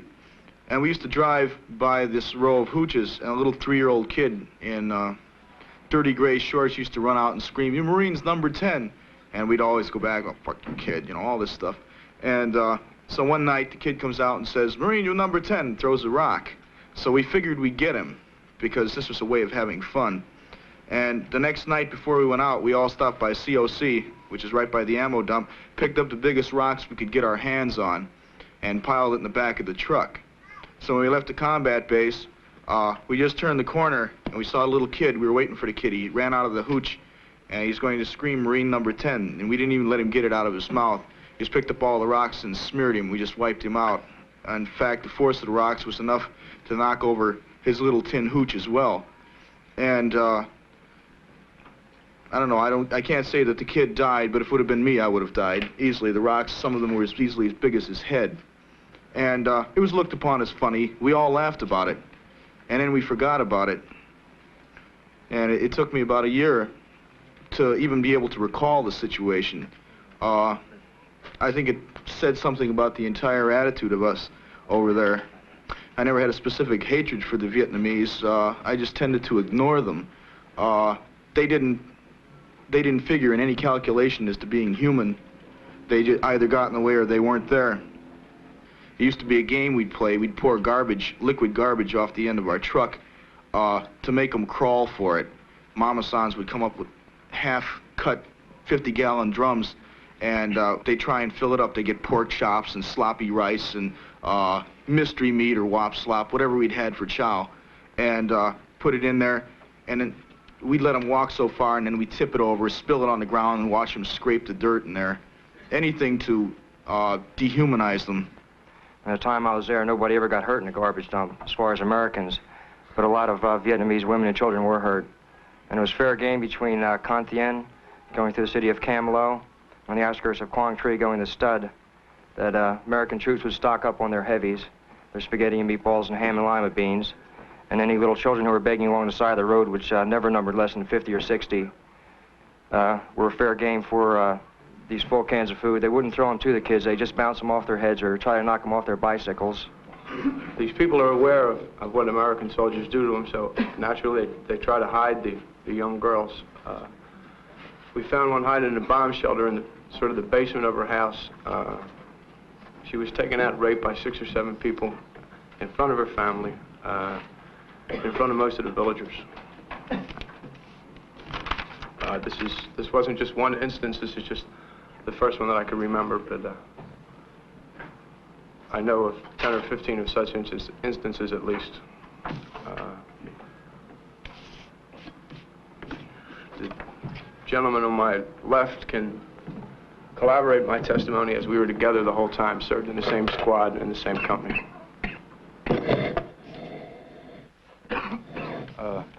At the time most of this happened, our platoon leader was a Mormon minister. He's dead now, so he can't really be found out and questioned. But when he got there, he was pretty well a high character man because he was a minister. And by the time he left, well, by the time he got killed, rather, he was condoning everything that was going on because it was a part of policy. If nobody tells you that it's wrong, then you do it anyway. And this is how it changed him around. Once we were picking up a sling load of ammunition, and the Army had a habit of putting pickup zones and drop-off zones right near well-traveled roads, roads traveled by the local villagers. So we were hovering over this sling load of, I think it was howitzer rounds. And I was hanging out the window observing what appeared to be about, I guess he was about 12-year-old Vietnamese boy standing there watching us. And as we lifted up with the load, the rotor wash increased because of the weight, and it blew him into the path of a 2.5-ton truck with trailer, which killed him instantly. When that happened, my first reaction, and my flight engineer, he was observing this too. Our first reaction was, I guess you'd call normal. It would be horror, pain. And then I realized that I caught myself immediately, and I said, no, you can't do that because you develop a shell while you're in the military. They brainwash you. They take all the humanness out of you. And you develop this crust which enables you to survive in Vietnam. And if you let that protective shell down, even for a second, it could mean that it's the difference between you flipping out or managing to make it through. And I caught myself letting the shell down, and I tightened up right away and started laughing about it and joking about it with the flight engineer, and he sort of moved on the same logic because I guess it sort of knocked his shell down too. In one incident we were flying and we took fire from 6 NVA, which caused the ship to explode in the air and make a crash landing. Now, on the way down, because our company policy was to just keep on firing, I looked out across the field and I spotted a Vietnamese woman, a peasant, running away from the ship. I fired a burst of about 6 or 7 rounds into her back before we hit the ground. When I was being questioned as to what happened about 2 weeks later by a captain in my company, I told him what we did and what I did, and we both had a good laugh about it. That was pretty much company policy. I saw a lot of things happening and being done by guys, and I really, like the emotional thing, you see your buddy get killed, and it's really emotional. Someone you're really good friends with, like one minute he's telling you, well, I got a letter from my girl, and I'm really happy, and I can't wait to see her. And she's going to send me some pictures she's taken. She's getting her girlfriend to take some nice Polaroid pictures of me, And then you go out, and he gets shot in the head. And, it was really hard for you to realize that, 5 minutes ago he was your friend, and now he's dead. And you'd put him on the helicopter and just make believe he went home. You try not to think that he was killed. And then you say, well, I'm going to get the gooks for it. And you just take it out on all the gooks. And it got to be where it was like someone would say, okay, you come stay on my farm, and you can go hunting every day for free, and I'll give you all the ammo you want. And you can hunt, and there's no limit. And you can all go out together and just hunt, you know. And that's what it was like, a hunting trip. And the more people we killed, the happier our officers were, you know. It got to be like a game. Like the object was to see who could kill the most people. And the different ways you could prove how many people you killed would be like cutting off ears. Now, if you brought back someone's ears, you know, pretty likely you had to kill them to get them. And then people would, you know, whoever had the most ears, they would get the most beers, and you'd trade your ears for beers. And it got to be like a game. And when it came time to go home, I was very close to my friends, and I got where I knew what I was doing, you know, like I was like an expert. My job being a forward observer is also a scout sergeant, and you have to learn to read maps and know the area. And I got where I knew where I was without looking at the maps, and I could call in artillery just by knowing where I was. And I was really attached to my friends. I couldn't see leaving my friends and going home. And then I thought about the political thing again. I said, well, you know, and I wrote my mother a letter. And I told her, I said, I'm not coming home in April because I really believe what we're doing is right. And I think it's better for me to stay here and help get it cleaned up if I can than for my brother to have to come over when he gets old enough. And that's what I wrote, and that's what was put in the newspaper. And they had a big article, you know, we need more Americans like this. What was your rank when you first went over? A PFC. And when you left? A sergeant. I made a lance corporal, corporal, and sergeant. I made a very good rank. So you'd say the Army thought you were a good soldier?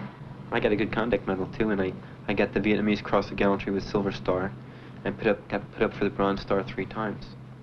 And this is something else I'd really like to rap about. Medals, you know. Medals are a bunch of shit. Every time I thought I deserved one, no one ever said anything. And when I didn't think I deserved some, I got one, you know. And it was like one time I picked up a grenade that was thrown at us, and I threw it back. And they thought I was really brave. But it was because that was the easiest thing to do. Like, I wasn't going to fall on it and save anybody's life, because I wasn't that brave or stupid or whatever. And I wasn't going to, you can't stand there and look at it, and you can't run from it because you can't get away from it. And the only chance I figured I had would be to pick it up and throw it away. And they thought I was doing something brave, and I got put up for a medal, but I was doing the most cowardice thing. And another time I got a medal. These gooks came out in front of us, and I was with the infantry. But the infantry had to work together. I could move on my own because I was a forward observer. So we were eating, we didn't have our boots or clothes on, you know, just our pants. And I slipped into my boots and I grabbed my ammo and my rifle, and I didn't get on my helmet or flak jacket or anything. I went after them, and I got 5 of them. So I got a medal for it. But they never, I was running after them, I was chasing them. They never stopped and turned around and fired at me. I didn't risk my life or anything. And they thought it was really brave. And they yelled at me for going out there and doing that because a forward observer's not supposed to give away his position. But it was really fun. It wasn't anything brave at all. You know, I got 5 commies, man. Wow, now I'm really happy. Wait till my parents hear this. Then that night, we were on a Scorpion. That's where 4 or 5 guys go out, and they just hide. And when the enemy come by, you open fire, and then you run. You know, and they don't know how many of you there are. So usually they pull back too. And 2 of them came walking right by us, and 3 of the guys were asleep. And I didn't want to shoot because I didn't want to give away my position.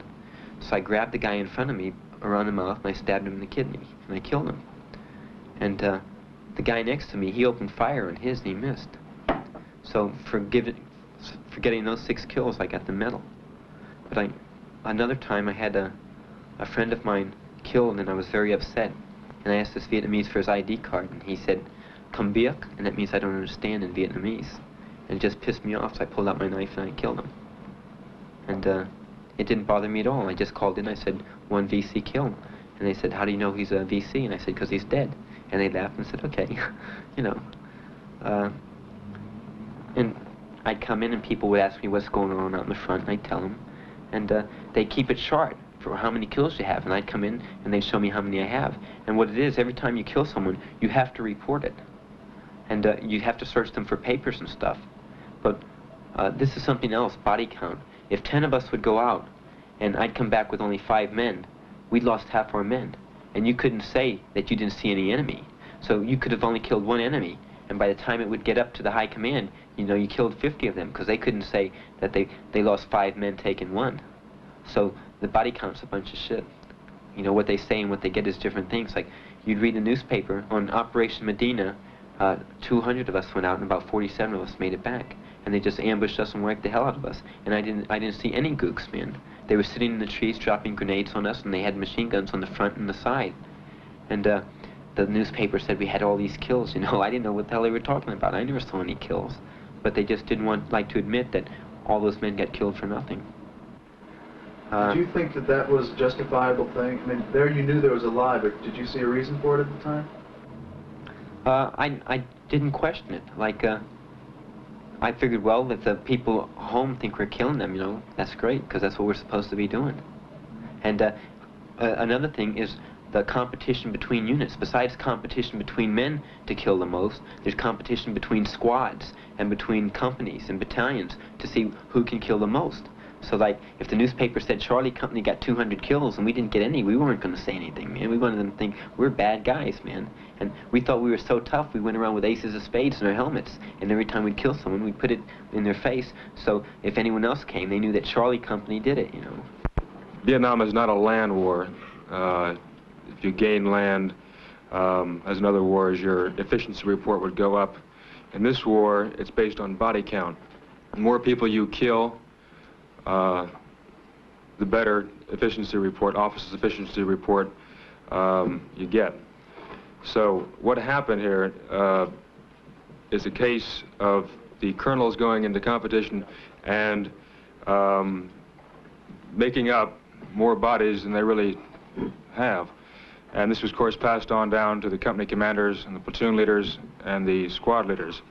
So, hell, we were reporting stuff, water buffalo, in some cases, shadows. I remember one time I called artillery into a wood line where I'd received sniper fire and didn't check the wood line and called in 3 body count. This went on all the time. Other firefights, the count would be 80, 90, and personally I only saw 2, 3 bodies. So it's a totally inflated system, and what's happened is the American public's been lied to. The Army has come out and stated that we've got a kill ratio of 1 to 13, and yes, it's 1 to 13 because of this inflation, but it's a lot of bull. Going along with what Scott said, they didn't care what you were doing or how you were getting it. They wanted bodies, and that's where civilians came in also. In November of '68, in an area called the Wagon Wheel, which is northwest of Saigon, while on a routine search and destroy mission, gunships were to be providing security and cover for us in case we had any contact, were circling overhead. Well, no contact was made, and the gunships got bored. So they made a gun run on a hooch with miniguns and rockets. When they left the area, we found 1 dead baby, which was a young child, very young, in its mother's arms. And we found a baby girl about 3 years old that were dead because these people were bored and they were just sick of flying around doing nothing. Then, when it was reported to battalion, the only reprimand was to put the 2 bodies on the body count board and just add them up with the rest of the dead people. There was no reprimand, there was nothing. We tried to call the gunship off, and there was nothing you could do. You know, he just made his run, dropped his ordnance, and left. And there they were, man. And the mother was, of course, hysterical. How would you like it if someone came in and shot your baby? And there was nothing we could do, man. I just watched it. And nothing happened. I have no idea what happened to the helicopter pilot or to anyone in the gunship. It was gone. And things like this happen, I'm sure, more than once. Because if I saw it, I'm sure there are a lot of veterans who aren't here who saw it. And this is why we have to stop the war. Because not only are we killing our brothers in the armed forces and brothers on the other side, but we're killing innocent people, man. Innocent civilians who are just standing by and happen to be at that place at that time, and for no other reason than that, wind up dead. I've been in there listening to this whole thing, the whole thing tonight, man. You know what? It's relevant, man. But you know what? Even this whole thing you're doing now, it's only relevant to you, man. It ain't relevant to me. You know how come? Because you failed to realize what the reason is, man. How come? You know, Dig, you going in there and you getting all these reports, man, on atrocities. Yeah, man. They were splitting this cat's skull and splitting that skull, splitting his skull. But you know what? The real issue is, man, that the thing is racism. It's racist. That, brother. It's racist, man. They over there after the Vietnamese, you know, the resources. They also after the Vietnamese because they're racist, man. I had all the hell I had in the Army because of racism. You know, like, Dig, man, my oily room, man, my first sergeant, man, was a Ku Klux Klan, man. They had a motherfucking clapping right in the fucking Let me ask you a question. What have I got to gain out of this? What the hell do you think I'm fucking here for? What the hell do you think the rest of us are here for? For your reason. For my reason. For your reason. And I dig this. Your reason for being here is different from my reason. Your reason is different from mine. Just like everybody was in there running Why? The truth We're song. here. What? Everybody's rapping, You gotta start, man. You gotta start someplace. We gotta start now. We can get the troops out of Nam, and we can start this fucking hatred and shit that's going on around us. The thing that's getting me, the thing that gets me, man, don't get man, upset. you're taking all This is cool, we can rap, man. This is cool, we can get rap. I don't know, man, like a whole lot of people, man, like, when it's white and black people talking, man, they go through a thing of, you know, not wanting to say this because they're afraid or somebody might misinterpret it. Well, you know, say something, you know, let me misinterpret it, and then, you know, when I run it back on you, then go ahead and tell me, man, don't do one of these things, man, because, you know, I go to school, too. I go to school, too, man. I live life. The people that are out there, you know, you say they're ignorant, people know a whole lot what's going on, man, from practical, just living, you dig? They just maybe they don't know those terms in that book, you know, but they know what the deal is. You gotta show them something, man. You gotta show them something that you are for real. You gotta suffer, man. You just can't go out here and run your shit, man, and then don't let no blood, and we bleeding every day. You know, you gotta bleed with us, man. We start bleeding together, and you say, wow, well, that cat hurting just like me, you know. So we gonna get behind this thing. We gonna axe that shit that's out there cutting us, you dig? Then you have it together. Then you're gonna have it together. You know, it ain't so simple, just being white or black. That's what we gotta realize. We got the same enemy. We have the same enemy. But and the when one we thing, realize that, then we're gonna win. Okay, now you said you went into the service, and you got the enemy because you couldn't get into college, so you had to go in the Army. Now see, the reason we go in the Army is for a different reason. Because now we get out of high school, you dig? Now we can't jump out there in the motherfucking street and go get a gig, man, because you black, you dig? Being black is a deep thing. I know you get tired of hearing it, but it's some shit that is out there. We don't know. The only way that a brother can live when he get out of school, if he ain't got no smile, just to go in the Army, man. To go into the Army. Man, we only have 1 or 2 outlets to go, man. You got 3 or 4. You did? Just like I was running that double standard thing on you, man. See, you got those variables. We don't. See, you can do that changing. Even if we decide to change to try to be a white person, we still be a nigga. We'd be one of them Uncle Tom motherfuckers and still look down on. You understand what I'm talking about? We ain't got nowhere to go, man. That's how come we so fucking desperate. Because we ain't got nowhere to go, man. That high visibility is going to keep you down all the time. So you can always change your mind, man. You can always go do what the rest of them is doing if you want that out there, what they doing. You dig? I mean, you know, like I was in there listening, man. Everybody was running about, yeah, this dude getting his ear cut off. You know, the atrocity thing. Everybody in there, man. That ain't that important. It ain't important, man. You got to look at how come them people getting cut up and how come they're getting shot, man. That's the whole deal right there. Yeah. If you want to be for real, look at the reasons why. Why? You know what? I do a thing every day. I watch television whenever I get the chance. I don't watch for entertainment. You know what I watch? I watch all the whitewashing they throw on you every day, man. Like shit about Indians. Now they let the Indians win on television. For years they didn't. Because there ain't enough of them to do anything about it. Right. But now they're starting to see, wow, you know, we can't be doing this to the Indians because the Indians trying to get their thing together. So now the Indians win on television. But for years, when you was a little kid, you sat there and sucked that shit up, didn't you? This is what you believed the real shot was until you became old enough to see it. Took you a long time, didn't it? Television still is like that. They're still after them little kids, man. Cartoons with the violence, you know, shooting bullets and shit and shoot him in the face, his face turned black, all this kind of shit. Even connotations, man. Black people hate connotations like the difference between angel food cake and devil food cake. the Black Plague. It's the same shit. Sorry. The same shit. I didn't say Same fucking way. You gotta remember, Kill it there and kill it here. Didn't do anything, didn't say anything about racism. We were just No marching. shit, on it did. That's how come you ain't got no black people behind you. Because you forgot about racism, man. You forgot about it. That's how come you ain't got no black people down here. Yeah, you got a few of us, and then they rap to you just like I do, man. Now see, you're running a thing. You want to be human, man. You want to stop the war. You want to stop the killing, the whole thing. But you still ain't took time to learn how to treat your other brother cool. Can you dig it? You ain't saying nothing about him. And the brothers look at that and they say, well, why, man? Why I want to go down there, man, and get involved? And shit ain't for me. It ain't for me. Man, I just hope, man, just by standing here and rap with you now, if you didn't think about it before, think about it now. If you did think about it before, God damn it, now do something about the shit. It's not really your struggle. There's an aura of hate in my outfit. I mean, a Vietnamese, there's no such thing to my unit as a friendly Vietnamese. Every Vietnamese is a gook. I've hardly ever heard the term Vietnamese. They were always gooks. There's no difference between a good one and a bad one, except the good one at the time is carrying no weapon, but he's still fair game. The games that some of the Marines in my outfit played, myself included, would be to find the older Papasans with the long whiskers, and which I guess is a symbol of his identity in their culture, and they would just be cut. They would brutalize anybody who complained. We would move into a village and we would just sit down. We own the village while we're here. These people would do what we told them, or they wouldn't be allowed to stay in their own house, or they would be beaten inside the house. We were on our first operation, and it was an operation, so it just followed this procedure. They were used to it, and we were just shown how you destroy a village. And they just cried and carried on. We don't know what happened to them. That was the only village in the immediate vicinity, so we cleared the area more or less. Everything is set on fire. My squad leader personally ignited the first 2 hooches and then just told us to take care of the rest.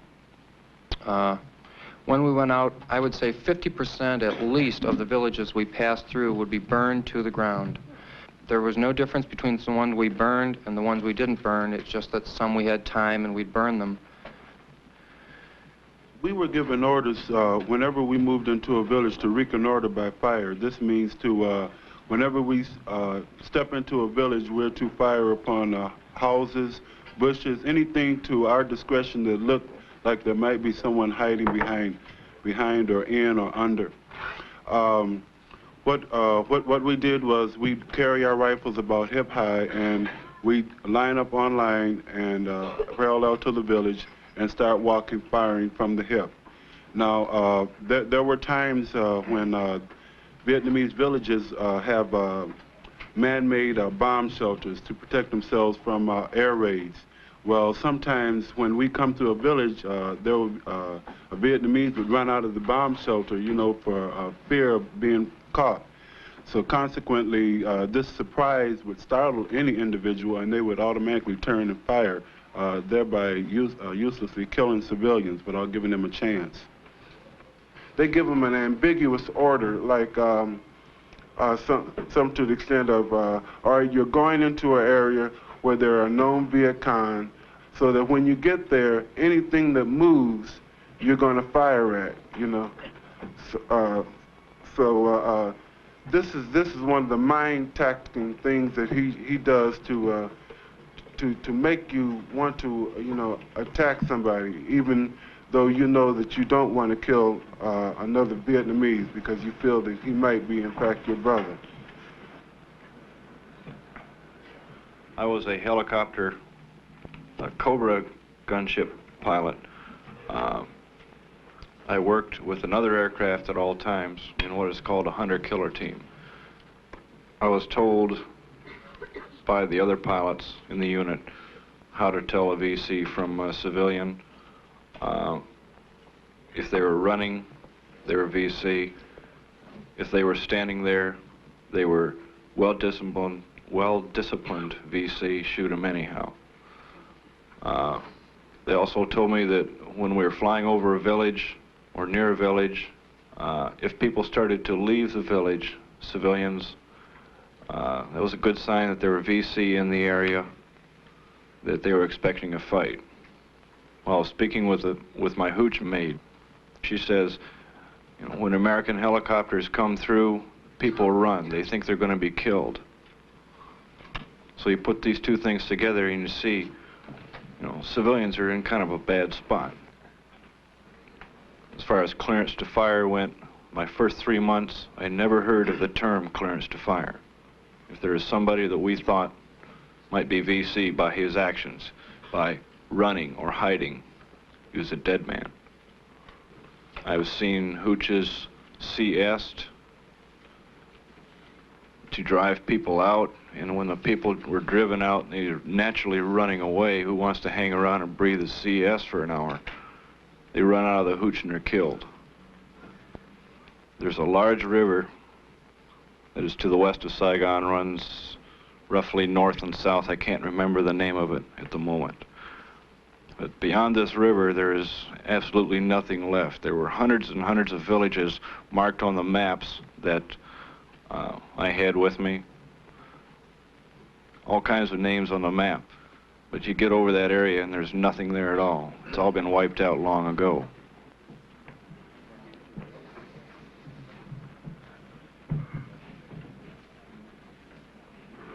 On the first operation that I was on in country, we went into a village called Five Fingers, and it was a typical cordon and search, which is you surround a village and then you sweep through it. And hopefully, when you're sweeping, if anybody's running from you, they're going to run into the, of course, the surrounding troops on the other side, and then they get wiped out. But we received fire as we walked into the village, and we took no casualties, but we did end up with a body count. No weapons were found, so apparently they were civilians.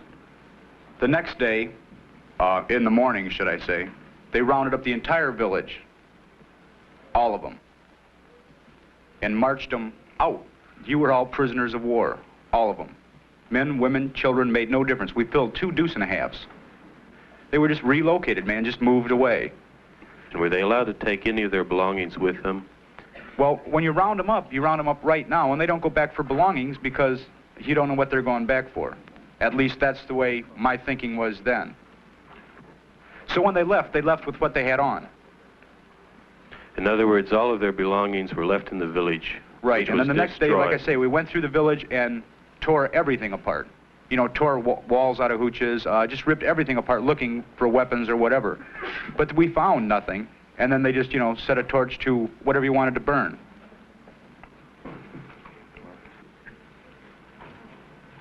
19 women and children were rounded up as Viet Cong suspects, and the lieutenant that rounded them up called the captain on the radio, and he asked what should be done with them.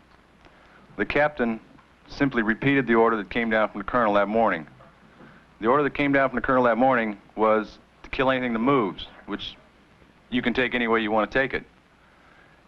And when the captain told the lieutenant this, the lieutenant rang off.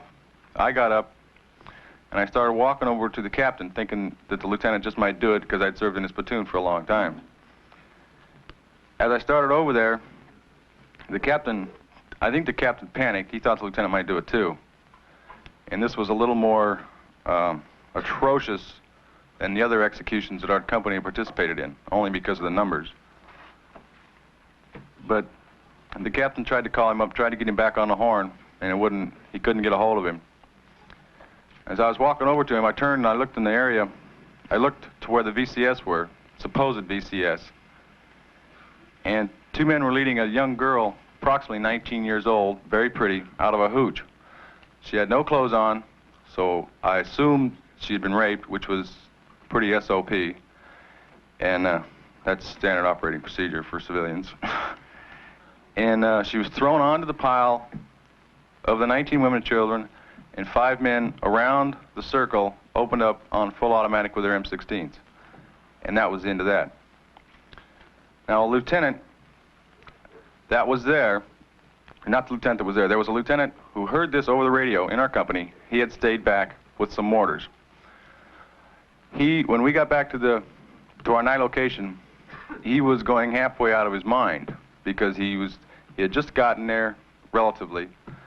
He was one of these I don't know. I guess he was naive or something. Believed in the old American ideal. And he was going nuts. He was going to report it to everybody. And when that was, after that day, he calmed down. The next day, he didn't say anything about it. We got in a wretched firefight the next day. And the whole thing was just sort of lost in the intensity of the war. I would like to point out that if you took the Vietnamese War, or the American War as it is, and compared it right to the Indian Wars 100 years ago, it would be the same thing. All the massacres were the same, and nowadays they use chemical warfare. Back then, they put smallpox in the blankets and gave them to the Indians. And you could just go right down the line and name them off, and they would be the same thing. When I was small, I was exposed to this, and I kept growing and I kept growing and learning.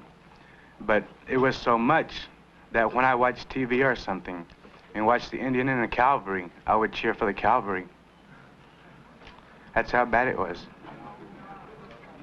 And you can take any culture of these people up here on the panel, any culture out there, and if you look back into it deep, they had something good. Way back they had it.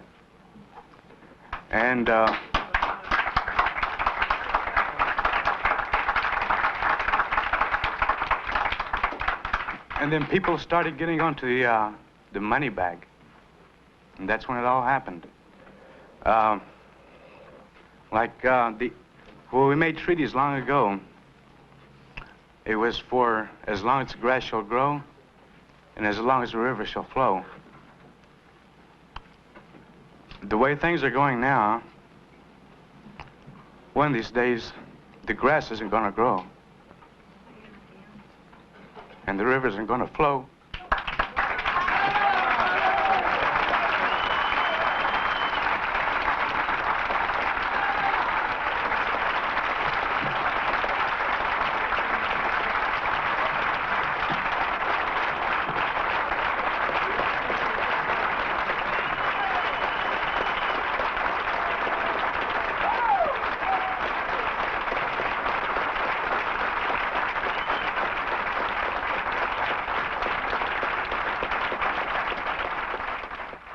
When did it begin to first get into your head that something was really wrong? Well, when I came back from Nam, there were the draftees in my unit, and they thought all different than the way everyone else thought.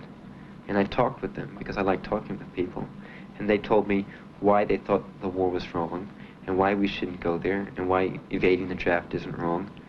And I thought about it, you know, but I didn't really think it was right. And then I got into college. I started taking history courses because I'm a pre-law major. I had to take a lot of political science and history, and I started seeing things, and I couldn't believe things were, you know, like the book said, like the Geneva Convention. And it's okay that we didn't allow free elections, because if they would have had free elections, they would have been communists, and we couldn't let that happen, so it's okay. You know, and I couldn't buy that kind of stuff. And it really started turning me. And I started thinking about everything in my past experiences and relating them to what I was learning, and thinking about what we were really doing in Nam. You know, we weren't benefiting the people. The only thing we're doing over there is for our own economic gains and political power. It's like the balance of power. Being that close to China, you know, gives us a little bit more power on the scale, and the country wants as much as it does. It can have. And we don't care about the people.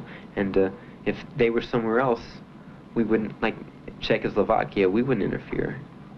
So all the experiences all of a sudden just start rushing back at this point? Right, and I decided that all the things I did really wasn't right, and that I should think of people as human beings, not as black or white or red, or even what their philosophies were.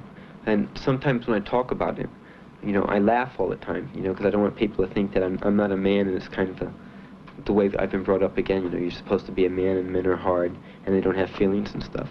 But when I think about it, it bothers me inside, and I know there's nothing I can do to change it. So, you know, why let it bother me? So I don't think about it. Has your concept of what a man is changed? Yes, I don't anymore.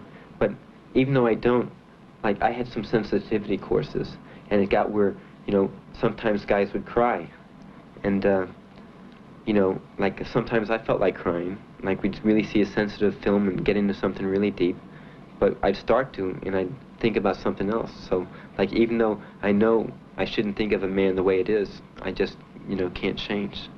I try to change, but I still, you know, try to be brave and things like that, rather than, and hard and emotionless. Do you want to change? I think if I really wanted to change, I could. I'm just afraid that I'm not really sure what I want. But it's very hard, you know, to something that you really have faith in, like a society, and to lose faith in it. And it puts your head through some changes when you keep seeing things that look wrong, and more things that look wrong, and less things that look right, and you don't think you're really wrong. But then when you're talking to your family or someone, trying to find out really, and show them why you think the way you do, and like they all say, you're crazy, you know, how can you think like that? Then it upsets you, and then you go back to school and you talk to people and they understand. I went up to the University of Western Carolina and to speak on it, because when I do, it makes me feel better, you know, and I want other people to see, you know, what's going on. But when I went up there and I showed it, they kind of put me on the spot, and like this woman asked me a question. She said, "Aren't you ashamed of what you did? And doesn't it make you feel bad that we're hostile towards you because of what you did?" And it really made me feel bad. But so I reacted and I said, I blamed it on her. I asked her how old she was, and she said she was 37. And I told her that I was 19 when I went to Vietnam, and it was her fault because she was a crummy voter that I got sent there, and it was her fault that I had to go through all that shit. So I should be mad at her, and she shouldn't be mad at me. But it did upset me that when I try to talk to people, that they try to put you on the spot about it. And I'd like to let them know what's going on, but without being on the spot, because it bothers me sometimes. But do you realize how hard it is, like, even when you tell them what it's like, for people to understand, you know? No, I can't, you know. I guess I should be able to, and I never thought about it until you just said it. But I imagine it is hard for them. I can't perceive it being hard for me because I did it, you know. I experienced it, and it's hard to, you know, experience something, not know how other people can't do it. Scott, was it difficult for you to give testimony? Very difficult, very difficult. And I really wouldn't have done it if Mark Lennox hadn't showed up. But I realized it was very important, because he and I had been lieutenants together. And I realized it was very important to, you know, to give testimony with him so we could corroborate our testimony. But had he come, I don't think I would have given it. And I don't know why. Because all the other guys have gone through the same thing. But when I was on the stage there, I was like really uptight. And I was trying to put myself in a mood where I'd be very, very cold and all that sort of thing, because I realized that I'd probably start crying if I, you know. And I don't know, maybe it's... Why were you afraid to start crying? Because I'm still imbued with all that shit that I was fed. It hasn't gotten all out of my system. That's right, it really has. It takes a long time. And it's just a matter of dealing with it in terms of, you know, realizing it. And it won't come all at once, it comes gradually. And, you know, hopefully someday it'll be gone. But, you know, it's still there. And, you know, I accept it. I realize it. I think especially this weekend, you know, I saw a lot of guys who were in the same bag, man, and that's important, you know, safety in numbers, I guess. And, but, you know, it'll come, and it's just a matter of, you know, realizing, and that you have to realize fully what in fact you've been taught. Scott was like I was. We were in the Army, and we were the Army, you know. That's the whole thing. And that's what's so scary. That's why it was so good to see Scott now and see that he was really a human being again instead of being a soldier. You know, because now Scott has wants and needs and desires, and before, you know, you just sort of was just, you know, all rap, and maybe it'll happen one day, man. Well, now I can see that things are starting to happen. And for both Scott and for myself. Because it was strange, because we were definitely soldiers to the end. That's what's so strange about it. that the indoctrination, the training and things you have just make you that way.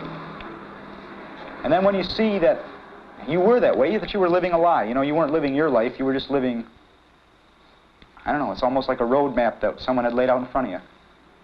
And, you know, they knew where you were going just by the way they would indoctrinate you. And then all of a sudden it's wrong. And once you realize it's wrong, you got it licked. But the point is, you have to bring it out, you have to confront it openly, you know, with yourself. And find out where your priorities lie. And then you have to either live them or deny them and then be plastic forever. You know, it's up to you. When I first entered the service, I thought, well, sure, you know, that sounds like a good idea. I will be a hero, and just think of this, I'll have a rock-hard body, and golly. Because you'll have, when I went into the service, that's where my head was at. You know, I was the average middle-class American. You know, it was just the thing to do. And they dehumanize you so much that the enemy is no longer a human being who has a wife and a child. Or, you know, has a family life. He just becomes the enemy. And therefore, when you're confronted with this, all you think of is it's just like another target. And they've trained you to shoot targets. So when it comes right down to it, and there it is, it's not a man. It's a target. And then when you start to realize it, my God, look at this. You know, this can't be me, man. After all this time, you know, I know that I shouldn't be doing this, but, well, here I am. And I had been trying to justify them for, you know, this period of time because I knew it wasn't right, but I had to justify it some way because I was doing it. Then all of a sudden I realized, no, there is no justification, man. What I have done is wrong. I have to face it. I have to admit that what I have done is wrong. And now I have to try and tell other people before they make the same mistakes I made.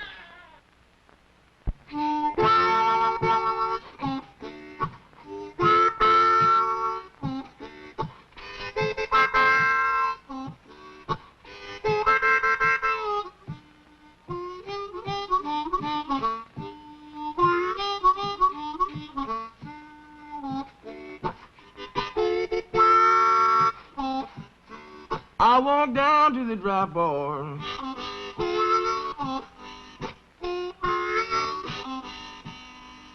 You know I shook old Sarge's hand. I walked down to the drop bar.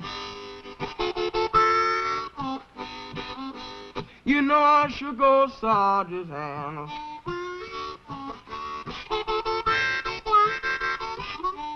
God, he put his arm around my shoulder.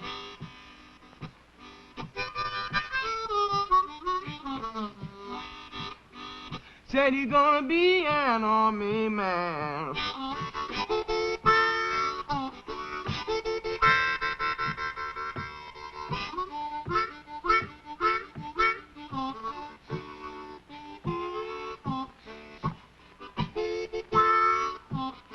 Yeah, my brother's out fighting. Did I know down Viet Cong?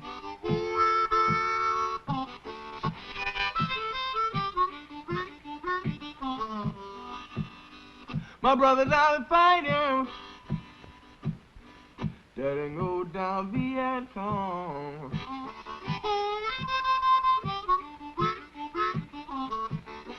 But he don't understand why they never.